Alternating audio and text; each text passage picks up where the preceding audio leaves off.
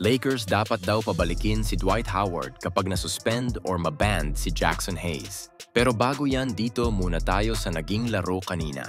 Kanina nga ay nanalo ang Dallas Mavericks laban sa Orlando Magic sa score na 108-85 para maging 4-2 na ang kanilang record ngayong season. Wala nga si Paolo Banchero kanina dahil sa kanyang injury.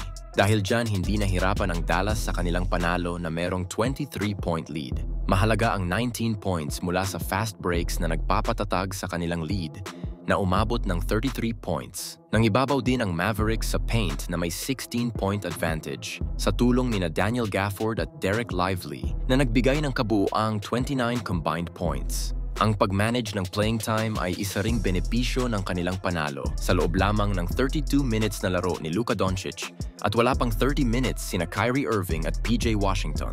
Samantala, nakuha naman ng Detroit Pistons ang kanilang pangalawang panalo sa season laban sa Brooklyn Nets, 106-92. Si Cade Cunningham ang nanguna para sa Pistons na may 19 points, 6 rebounds at 5 assists. Nag-ambag din sina Tobias Harris at Malik Beasley ng tig 18 points. Sa kabila ng matinding opensa ni Cameron Johnson ng Nets na may 26 points, hindi ito sapat upang maagaw ang panalo. Nagawa ng Pistons ang 16-4 run sa huling quarter na nagbigay ng malaking kalamangan sa laban.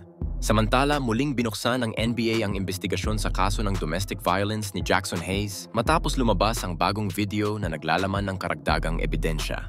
Dahil dito, posible siyang masuspinde o, sa pinakamasamang senaryo, tuluyang maban sa NBA. Ang sitwasyong ito ay isang malaking dagok sa Los Angeles Lakers dahil kailangan nila ang presensya ni Hayes, lalo na sa kakulangan nila ng big man.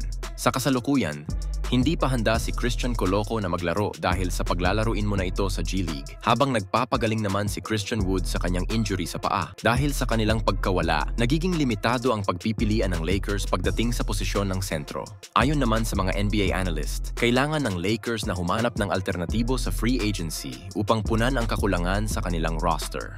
Pinapayo ng ilan na kunin ang mga veteranong sina Dwight Howard at JaVale McGee na isang free agent na parehong nagpahayag naman ng interes na muling maglaro para sa Lakers. Ang pagkawala ni Hayes bilang kanilang backup big man ay maaaring makaapekto sa kanilang depensa at rebounding, lalo na at maganda ang performance nito under coach JJ Redick. Kaya't umaasa ang mga taga-suporta ng Lakers na mabilis na makakahanap ng solusyon ang kanilang front office sa problemang ito ng Lakers.